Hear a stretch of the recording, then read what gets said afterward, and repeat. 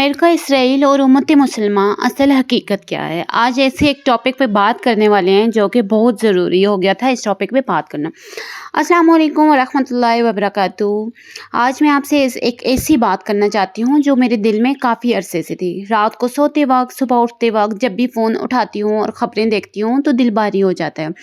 गज़ा की तस्वीरें देखती हूँ, छोटे छोटे बच्चे, माँओं की चीखें, मलबे तले दबे हुए घर, और फिर सोचती हूँ कि ये सब क्यों हो रहा है, कब तक होता रहेगा और हम क्या कर सकते हैं। ये सवाल सिर्फ सियासत का नहीं है, ये सवाल ईमान का है, ये सवाल इस उम्मत का है जिससे हम सबका ताल्लुक है। तो आज मैं आपसे बिल्कुल सीधी और सच्ची बात करूंगी, ना कोई नारा, ना कोई जज्बाती शेर, बस हकीकत, कुरान की रोशनी में, तारीख की रोशनी में और अक्ल की रोशनी में। कभी सोचा है कि आज क्या हो रहा है? आज गज़ा में जो कुछ हो रहा है वो पूरी दुनिया देख रही है, लेकिन बहुत से लोग समझ नहीं पा रहे हैं कि क्या हो रहा है, ये हुआ क्यों और इसके पीछे क्या है। हज़ारों लोग शहीद हो गए हैं, अस्पतालों पर बमबारी हुई, मसाजिद गिराई गई, बच्चे यतीम हुए, औरतें बेवा हुई, और अमेरिका वो खुलकर इसराइल के साथ खड़ा है, असला दे रहा है, पैसे दे रहा है, अक़वाम मुत्तहिदा में वोटिंग लगा रहा है ताकि जंग बंदी न हो। लेकिन ये सब अचानक नहीं हुआ, इसकी एक लंबी कहानी है और इस कहानी को समझना बहुत ज़रूरी है।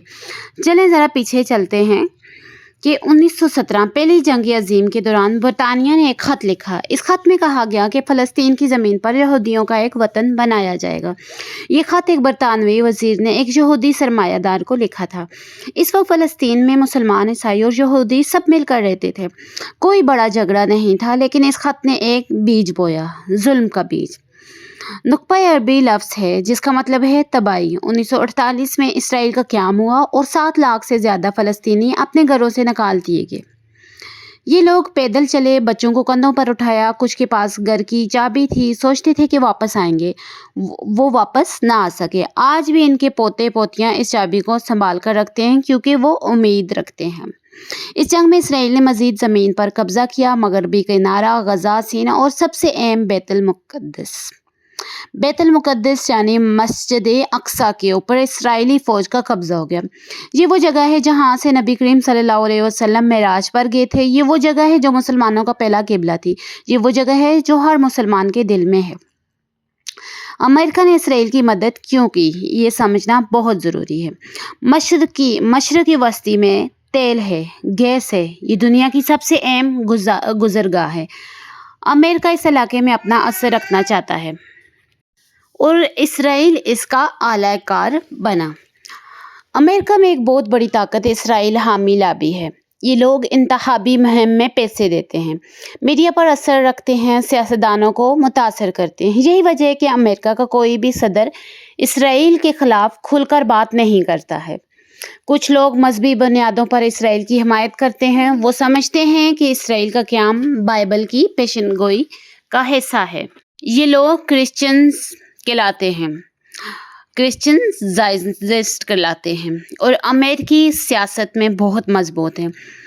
इतनी बड़ी ताकत के बावजूद क्या हक झूठ बन जाता है? क्या जुल्म इंसाफ बन जाता है? नहीं, अल्लाह का कानून कभी नहीं बदलता। अब आएँ सबसे अहम हिस्से की तरफ। कुरान क्या कहता है? सूरह बनी इसराइल में अल्लाह ताला कुरान में बनी इसराइल की तारीख बयान करते हैं। फरमाते हैं कि जब बनी इसराइल अल्लाह की बात मानते थे तो इन्हें ताकत मिली, जब उन्होंने फसाद फैलाया तो इन्हें सज़ा मिली। ये सिर्फ इनकी कहानी नहीं है, ये एक असूल है।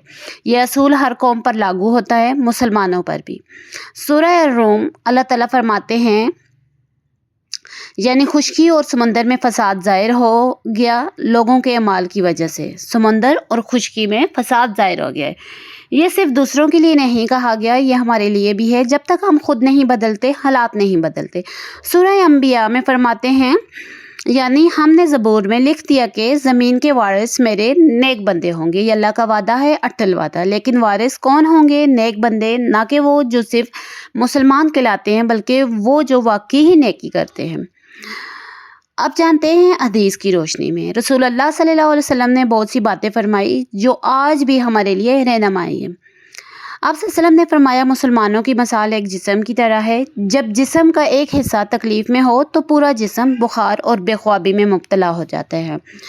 हमने ये भूल ہم یہ بھول گئے ہیں کہ غزہ میں کوئی مر رہا ہے اور ہم آرام سے سو رہے ہیں، کھانا کھا رہے ہیں، شادیوں میں جا رہے ہیں، رونا نہیں آتا۔ کیوں؟ کیونکہ جسم کا احساس مر گیا ہے۔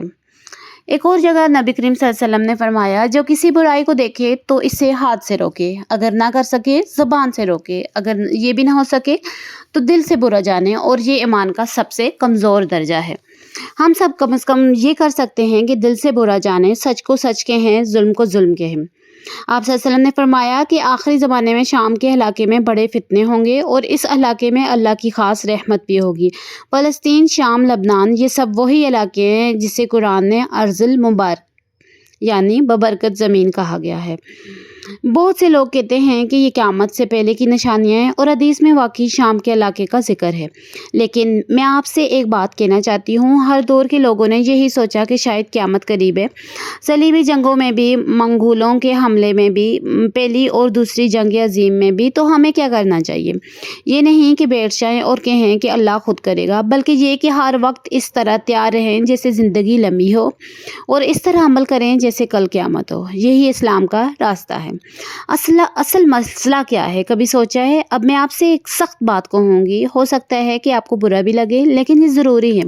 اصل مسئلہ صرف امریکہ نہیں ہے، اصل مسئلہ صرف اسرائیل نہیں ہے، اصل مسئلہ ہم خود ہیں۔ سوچیں، مسلمان ممالک دنیا میں 57 ہیں، 1.8 ارب مسلمان ہیں۔ اگر یہ سب متحد ہو تو کوئی بھی ہماری طرف آنکھ اٹھا کر نہیں دیکھ سکتا۔ لیکن ہم کیا کر رہے ہیں؟ مسلمان ملک سے لڑے جا رہا ہے، سعودی عرب اور ایران میں دشمنی ہے، ترکی اور کچھ عرب ممالک میں تناؤ ہے، پاکستان میں ہم خود آپس میں لڑ رہے ہیں، فرقے ہیں، گروہ ہیں، سیاسی پارٹیاں ہیں۔ ہمارے بچے قرآن نہیں پڑھتے، ہم نماز نہیں پڑھتے، ہم سچ نہیں بولتے، اور پھر کہتے ہیں کہ اللہ مدد کیوں نہیں کرتا۔ اللہ نے خود فرمایا، اللہ کسی قوم کی حالت نہیں بدلتا جب تک وہ قوم خود اپنی حالت نہ بدلے۔ یہ سورہ عہد کی آیت ہے، یہ اللہ کا قانون ہے۔ ہم نے کیا کھویا؟ ذرا تاریخ دیکھیں۔ جب مسلمان علم میں آگے تھے، دنیا ان سے سیکھتی تھی۔ بغداد میں بیت الحکمت تھا، جہاں یونانی، ہندی، فارسی کتابیں عربی میں ترجمے میں ہوتی تھیں۔ مسلمان سائنسدانوں نے ریاضی، طبی، فلکیات اور انقلاب میں لایا۔ ابن سینا کی طب کی کتابیں 100 سال تک یورپ کے اسپتالوں میں پڑھی جاتی تھی۔ جب صلاح الدین ایوبی نے بیت المقدس فتح کیا تو انہوں نے کسی سے بدلہ نہیں لیا، کوئی قتل عام نہیں ہوا، عیسائیوں کو عزت سے جانے دیا، یہودیوں کو واپس آنے کی اجازت دی۔ اس وقت پوری دنیا حیران تھی، یہ کون لوگ ہیں؟ یہ تھا اسلام کا اصل چہرہ۔ آج ہم وہ چہرہ کہاں کھو آئے ہیں؟ تاریخ ایک بات بار بار ثابت کرتی ہے، کوئی بھی ظالم طاقت ہمیشہ نہیں رہتی۔ فرعون جس نے کہا تھا میں تمہارا سب سے بڑا رب ہوں، آج اس کی ممی ایک میوزیم میں رکھی ہوئی ہے، لوگ اسے دیکھتے ہیں اور چلے جاتے ہیں۔ نمرود جس نے آگ میں ابراہیم علیہ السلام کو ڈلوایا، اللہ نے آگ کو حکم دیا کہ ٹھنڈی ہو جاؤ۔ روم کی سلطنت جو لاتعداد سالوں تک دنیا پر حکمرانی کرتی رہی، آج صرف تاریخ کی کتابوں میں ہے۔ منگول جنہوں نے بغداد کو تباہ کیا، لاکھوں مسلمانوں کو قتل کیا، آج کہاں ہیں؟ اور دلچسپ بات یہ ہے کہ منگول خود مسلمان ہو گئے۔ تو بھائی مایوس نہ ہو، اللہ کا نظام چل رہا ہے، وہ دیکھ رہا ہے، وہ سن رہا ہے، لیکن اس کا وقت اس کے ہاتھ میں ہے، ہمارے ہاتھ میں نہیں۔ جب ہم فتح کی بات کرتے ہیں تو ہمارے ذہن میں کیا آتا ہے؟ جنگ، طاقت، دشمن کی تباہی۔ لیکن اسلام کی فتح مختلف ہے۔ نبی کریم صلی اللہ علیہ وسلم نے مکہ فتح کیا۔ وہ لوگ جنہوں نے آپ صلی اللہ علیہ وسلم کو تکلیفیں دی، ابو سفیان جیسے لوگ جو برسوں تک اسلام کے دشمن رہے، وہ سب آپ صلی اللہ علیہ وسلم کے سامنے تھے۔ آپ صلی اللہ علیہ وسلم نے کیا کیا؟ کہا جاؤ تم سب آزاد ہو، کوئی بدلہ نہیں، کوئی قتل عام نہیں، کوئی لوٹ مار نہیں۔ یہ تھی اسلامی فتح، دلوں کی فتح، اخلاق کی فتح۔ اصل فتح یہ ہے کہ دنیا اسلام کو دیکھ کر کہے واہ، یہ تو واقعی بہترین طریقہ زندگی ہے۔ کبھی سوچا ہے کہ ہمیں کیا کرنا چاہیے؟ اب عملی بات کرتے ہیں۔ خود کو ٹھیک کریں، نماز پڑھیں 5 وقت کی باقاعدگی سے۔ یہ وہ وقت ہے جب آپ اللہ سے جڑتے ہیں۔ جب آپ اللہ سے جڑے ہوں تو دنیا کی کوئی طاقت آپ کو توڑ نہیں سکتی۔ دوسرا کام کریں، قرآن سمجھیں، قرآن پڑھیں، لیکن سمجھ کر پڑھیں، ترجمہ پڑھیں، تفسیر پڑھیں۔ قرآن میں ہر سوال کا جواب ہے، ہر پریشانی کا حل ہے۔ تیسرا کام، علم حاصل کریں، نہ صرف دینی علم بلکہ دنیاوی علم بھی حاصل کریں، ڈاکٹر بنیں، انجینئر بنیں، سیاستدان بنیں، صحافی بنیں۔ جب مسلمان ہر میدان میں آگے ہوں گے تو کوئی انہیں نظر انداز نہیں کر سکتا۔ چوتھا کام، سچ پھیلائیں، سوشل میڈیا پر صحیح خبریں شیئر کریں، غلط معلومات نہ پھیلائیں۔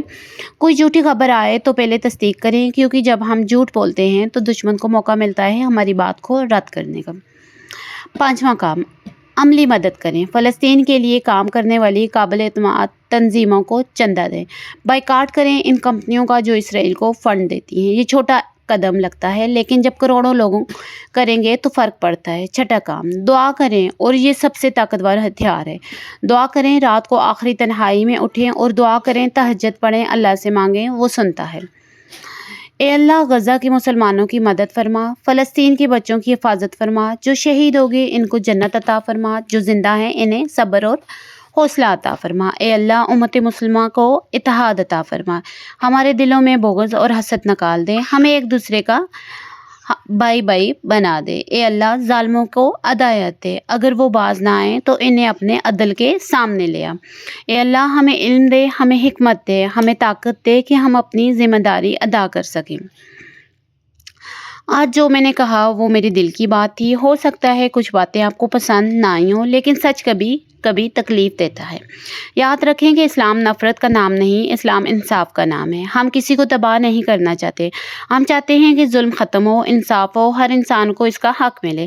اللہ نے قرآن میں فرمایا، جس کا ترجمہ یوں ہے، اللہ اپنے کام پر غالب ہے، لیکن اکثر لوگ نہیں جانتے اللہ کا نظام چل رہا ہے، چاہے ہمیں دکھائی دے یا نہ دکھائی دے۔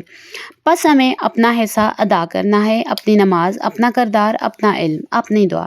اگر اس ویڈیو سے آپ کو کچھ فائدہ ہوا ہو تو اسے شیئر کریں، کیونکہ شاید کسی اور کو بھی اس کی ضرورت ہو۔ کمنٹ میں لکھیں، اللہ ہی کافی ہے۔ اللہ آپ سب کا حافظ و ناصر ہو۔ السلام علیکم ورحمۃ اللہ۔ اگر آج کی ویڈیو آپ کو اچھی لگی ہو تو لائک کریں، سبسکرائب کریں اور ہمارے چینل کو آگے دوستوں تک شیئر کریں تاکہ ان تک بھی یہ انفارمیشن پہنچ سکے۔ Thank you.